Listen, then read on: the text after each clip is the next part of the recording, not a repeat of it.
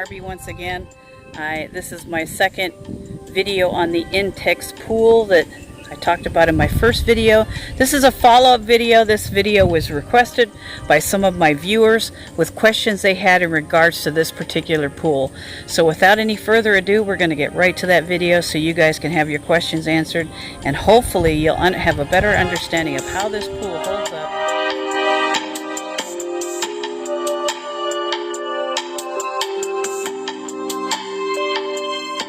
So you definitely need a pool testing kit. If you don't have one, I suggest highly that you get one. If you keep these throughout the years, which like I have mine, you're going to need to replace the chemicals yearly. You can also use these strips, but I mean, they're okay, but they're not perfect. You get more true results. Now, when buying pool chemicals, because this is a saltwater generated system, I don't use as many pool chemicals as a standard system, but I will on occasion use these things to help stabilize the pool. So there's pH minus. You're going to also want pH plus, which I have yet to get to start this up for this season. And then I like to keep some of these on hand just as an extra oomph in the pool when things get a little bit too carried away. One more of the most very important things you can do for your pool is shock treatment. Now, my saltwater generator system has in it a boost system, which is supposed to actually be like shocking your pool. But when I first start my pool up, or any time that my pool has set for any length of time, I will go ahead and give it a full shock treatment. As you can see here, this is a balanced sanitizer shock. It prevents algae, okay? If you've got funk in your pool, your water's cloudy, your water's nasty, you got black film going on, you need to shock your pool. This is probably the most essential thing that you can do for your pool, even if you're running a saltwater generated system. I still use this product.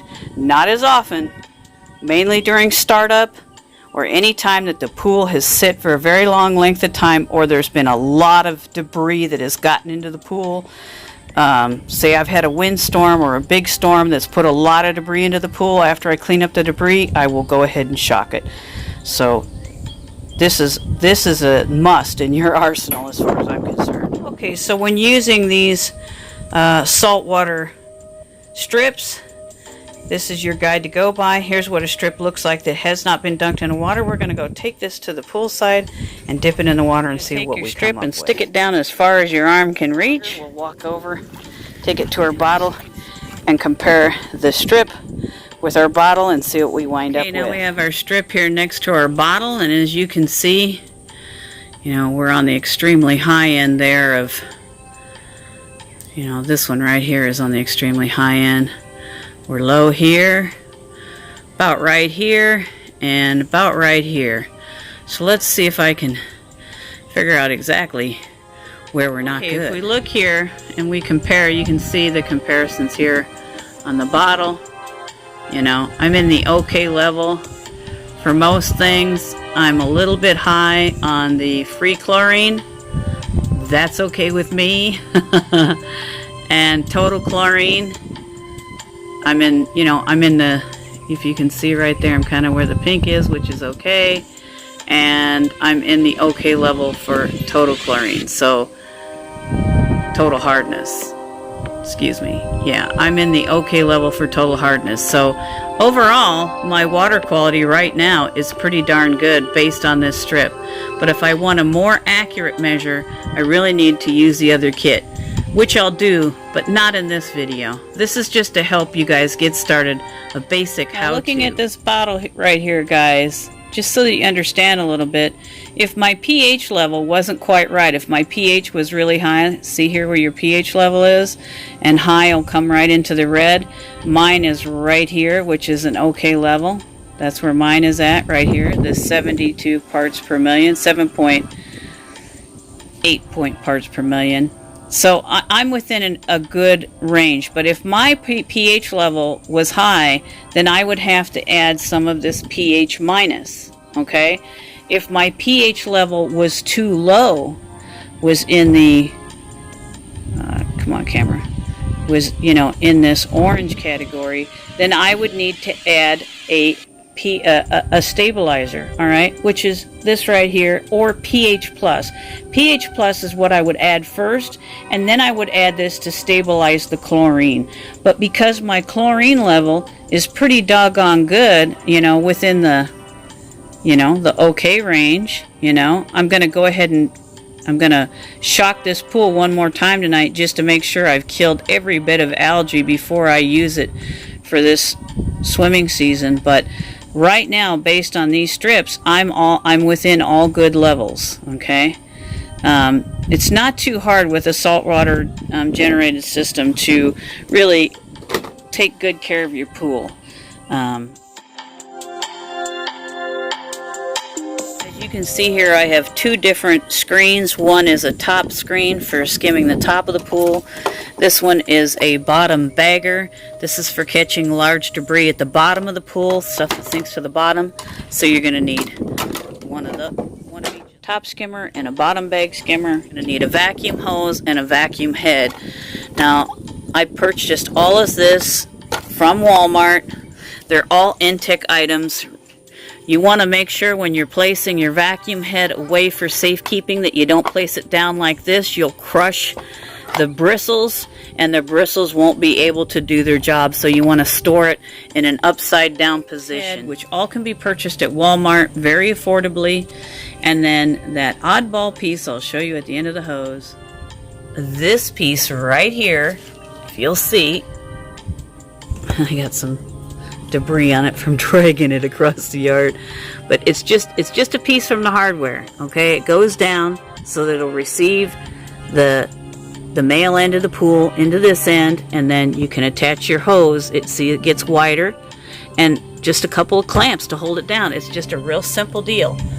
You can get it at any local hardware store, maybe even Tractor Supply, but for sure your building centers have that piece that you're going to need to make all of this work.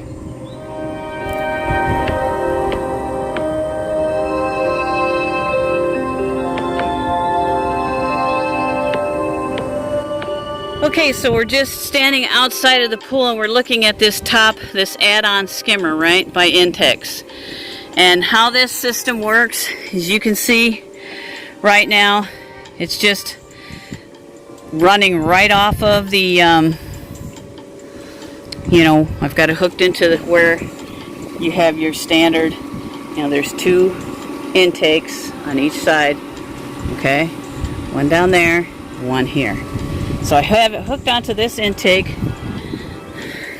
kind of towards this end of the pool, and as you can see, it creates this little, you know, suction which skims the top of the pool.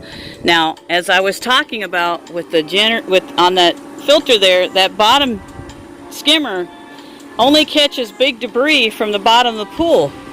But because of where, if you look right there and see where the intakes to, you know, cleanse the water are coming into the side of the pool, they're not at the bottom of the pool, okay?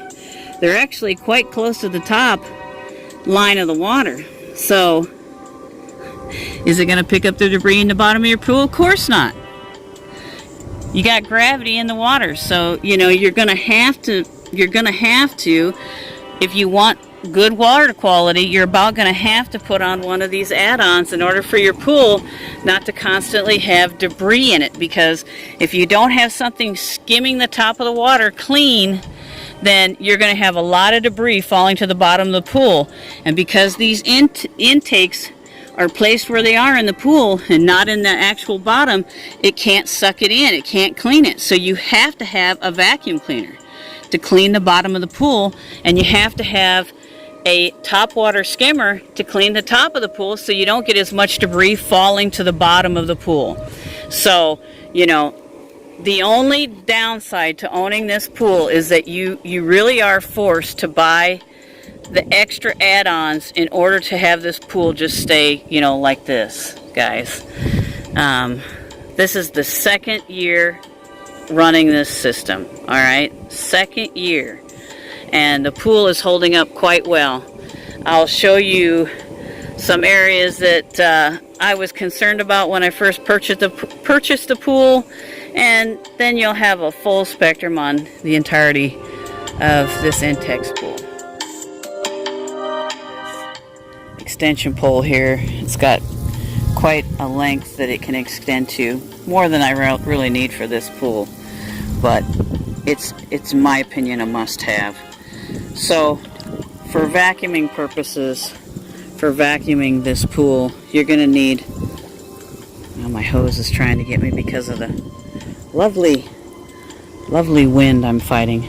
So hopefully you can see the vacuum attachment here. I don't want to bring it clear up out of the water because I've got it primed for vacuuming the pool. And you can see this is you can see the brush head business on the bottom of it, how it works. Your hose just simply slides into the vacuum head attachment. All these pieces are separate, you know. You have to buy your head separate, you have to buy your vacuum hose separate, and you have to buy your pole separate.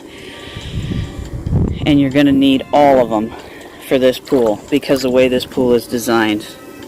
So I'm going to show you. See, and I've already vacuumed this pool and I've already got sediment already right there. And I was going to show you exactly how this works. So how you hook up your vacuum here, I'll show you here in a second.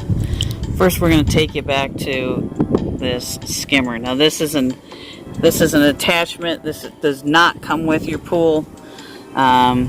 This is an add-on, and it attaches to the side of your pool. You just, you know, mount it there, and then it top skims the water. The way that it attaches to your pool, because your pool comes, this pool comes, instead of coming with a skimmer like what you're seeing here, it actually comes with two of these, right? So all you're going to do to attach that is this unscrews here. Just simply unscrew it, all right, like that, okay? All right, so you're going to pull this piece off of what originally comes to the pool, and then you're going to screw this piece on, this attachment right here. I'm going to show you how that, it just screws on exactly the same way that this item screws on. Okay, it screws on exactly the same way, this little blue cap here for this skimmer. Alright, now to attach your vacuum, it's super simple. All you got to do is grab your vacuum hose, which I already have mine primed. Okay, so I'm grabbing my vacuum hose here. Alright, and you see where this hose that's attached to the skimmer comes out to the skimmer. We're going to disconnect that. Alright, and I bought this piece at the hardware store that will adjust down from the size of the pool thing to the size of this right here, so that you know, the male can receive this female end and vice versa. So you got to have something that'll step you down. Just get this at, you know, your Home Depot center, this piece right here, and a couple little attachments to, you know, cinch it down tight. All right, so we're going to disconnect the skimmer here. All right, just like that. We're going to reattach our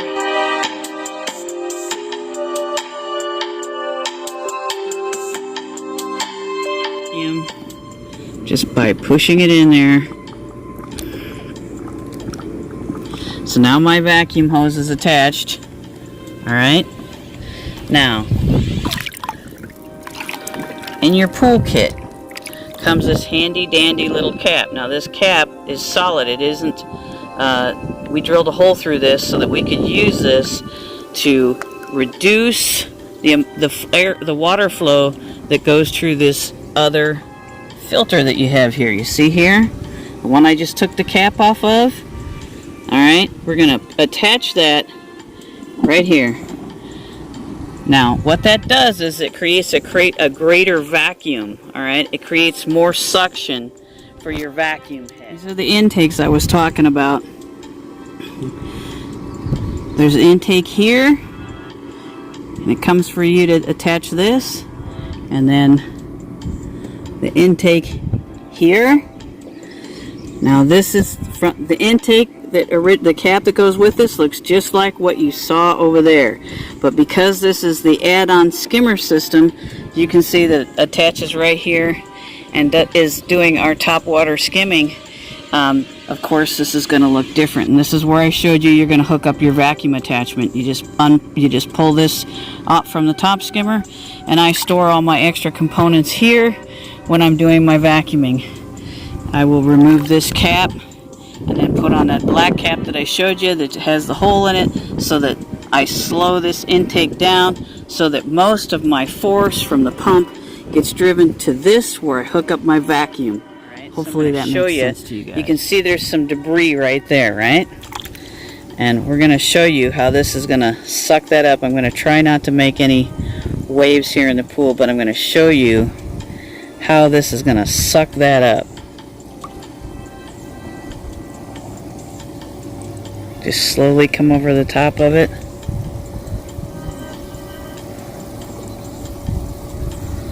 And back down. When you're using these vacuum heads, people, you don't want to, don't vacuum like you're vacuuming in your house. You're going to make very slow motions, or you're going to just wind up knocking your debris around the pool. You're going to wind up really not doing much of a job for yourself. You're just going to make your water cloudy. So, okay, I've got some more debris over here. I'm going to show you on the other side of the pool. This is an area that I have not vacuumed yet from shocking. So hopefully you can see that right down in there. I know there's a lot of ripple and wind and stuff fighting with me here today. Trying to do the best I can. I was asked to do this video. This is a follow-up video to my original pool video. So here you can see me vacuuming it up. This debris from when I shocked it, and what this is, in case you're wondering what that is, and I always come all the way up the side of the pool and back down. So if you're wondering what that discoloration is there, that cloudy whatever it looks like, right? Kind of creepy. I'll tell you what that is. And now of course the wind's going to pick up, so you guys can't see anything. Of course it is.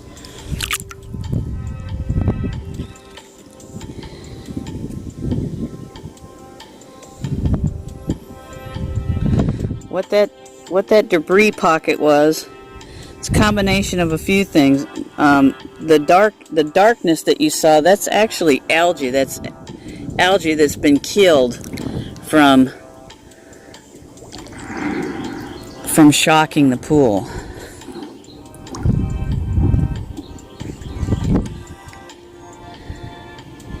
So algae will show itself in a couple different ways. It can be green or it can be black. It usually turns black once it's been killed, and that's what's happened here because I shocked the pool. Of course, the debris or the algae that was attached to the sides of the pool is of course now black or brown, but it's dead. It's not, it was in its early stages of development when I shocked the pool. So, I shocked the pool just before it really got a good hold of the pool. Man, those ripples aren't helping you guys see where... It's not helping me see either to clean the pool, to be honest. But I want the pool open for the weekend, and I promised this video, so I'm trying to keep my promise. This is my second InTex pool. The first one that I owned was a fraction of the size of this one, and I found when company came, the other pool just didn't have enough room for people to really get away from each other and really enjoy the pool. What I usually do is I do it in sections, and You know, I start on the sidewalls and then I start slowly moving the head back and forth across the sections of the pool. And it is time consuming. Believe me, it is time consuming. The temperatures today are beautiful. It's just that there's just enough of a breeze that when you get that ripple across the water, you can't tell what you're actually vacuuming up in the bottom of the pool. But I pretty much hit every square foot of the pool with this vacuum head. I just go back and forth across the whole pool several times, especially after I've just shocked it. I'll really hit it hard after just shocking it.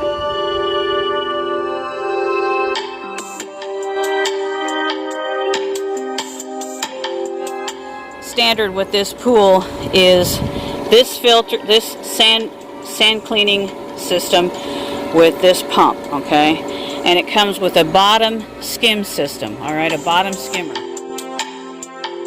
That's all fine and well, but the problem with a bottom skimmer system is it's only going to pick up the debris kinda at the bottom of the pool, and because this pool doesn't have a bottom drain, it's pretty inefficient. So you really do need to add a top skimmer system.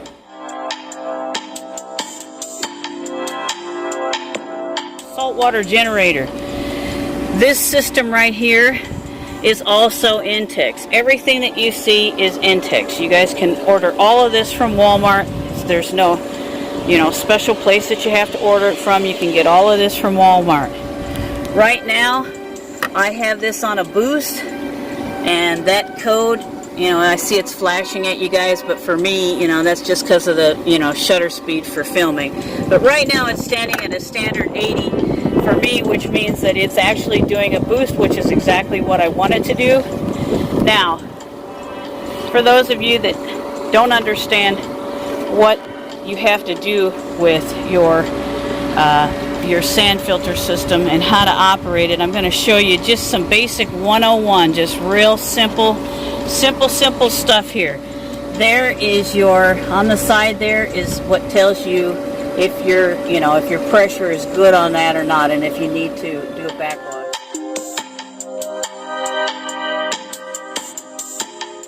And in my opinion, I'm at where I need to run a backwash. I just vacuumed the pool again for the third time starting it up this season, so I'm going to show you what a backwash looks like. Here's your little thing right here that shows you, it's a viewer, so you can see whether or not you're getting all the funk out of your sand filter. Okay, so we're going to show you how this works. I'm going to go ahead and hit the off button here on the pump and quit pumping.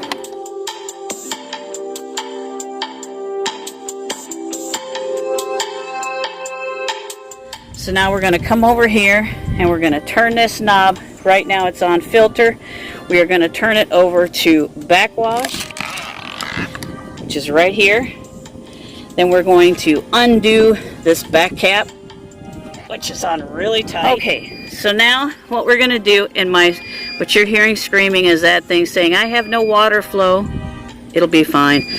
So we're going to run this backwash now. I'm taking off the back cap to this sand filter, and I'm going to go ahead and grab this grommet and set it to the side. Now we're going to turn the system back on over here, and as you can see, that water looks pretty funky, and in that little viewfinder you can see that it looks grungy, right? And we're going to run that just a little bit till it starts to run more clear. It's getting there. See that? Starting to get more clear. Right? Getting better.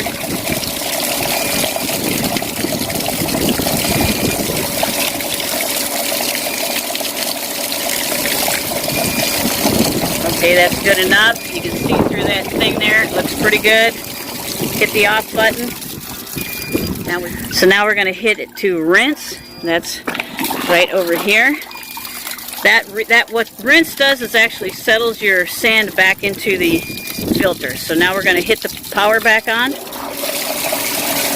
You'll see it's going to look a little bit funky again. Keep an eye on your viewfinder there. See it now, it looks good and clear. Going to go ahead and hit the power off. Turn it back over to filter, which will stop the water flow here. Put the grommet back in. Screw our cap back on.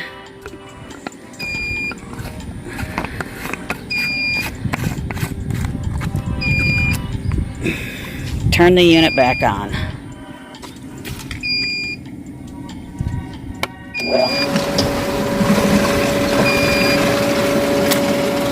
And you'll notice the saltwater generator will quit screaming now because it has flow back through the pool. Alright, now let's talk about for those of you that will ask what a saltwater chlorine generator actually does, is it actually generates chlorine using salt water.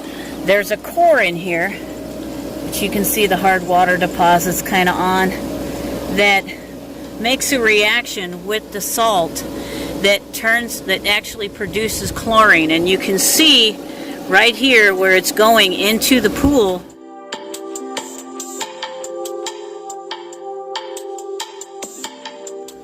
Now I'm running it on a boost cycle right now, just to help give the pool an extra oomph to really kick it up for using. Getting ready to use the pool this weekend. Looking for some heavy usage on it. So just trying to make sure that my chlorine level is where it needs to be. Those of you that watched my first video about this InTex pool, this is its second year in service. And the areas that I told you about I was worried about getting rust are indeed getting rust. You know, this is one of the corners. This isn't the worst one by far, but this is one of the corners that I was worried about. I'll show you the other. Here's corner 2. Not looking too bad, as you can see, though. We are getting some rust. You know, this is a saltwater system on this pool, and even if it wasn't saltwater, I'm quite sure I would have some rust showing up because, you know, the external parts of this pool are not exactly, they don't have the best quality paint on them, you know. But, you know, it is what it is. It's not an in-ground, expensive, high-dollar pool. So here's corner 3. This is probably the corner that has the least amount of pressure on it. And as you can see, it's actually holding up pretty well. Got a little bit of rust maybe on the underside there, but nothing terrible. Now this is corner 4. This is on this corner bracket. It's not terrible, but we are seeing some rust, you know. Again, this is year 2 of service on this pool, so. The question I was asked in regards to this pool was, did I feel that it could be set up year-round in cold climates or colder climates? I do believe if you follow proper winterizing procedures such as lowering your water level, removing all of your external parts such as your filtering system, your saltwater generator, your pump, and keep those in a warm, dry environment, and you use proper winterizing techniques and chemicals along with covering your pool, I do believe that this pool would probably be just fine. Is it something that I would advise? Probably not. But when you consider the alternative is tearing it down, the pool can possibly be damaged while in storage, being taken down and put back up. So it's entirely up to you. It's an individual choice. Thank you for watching, and I hope this video was helpful.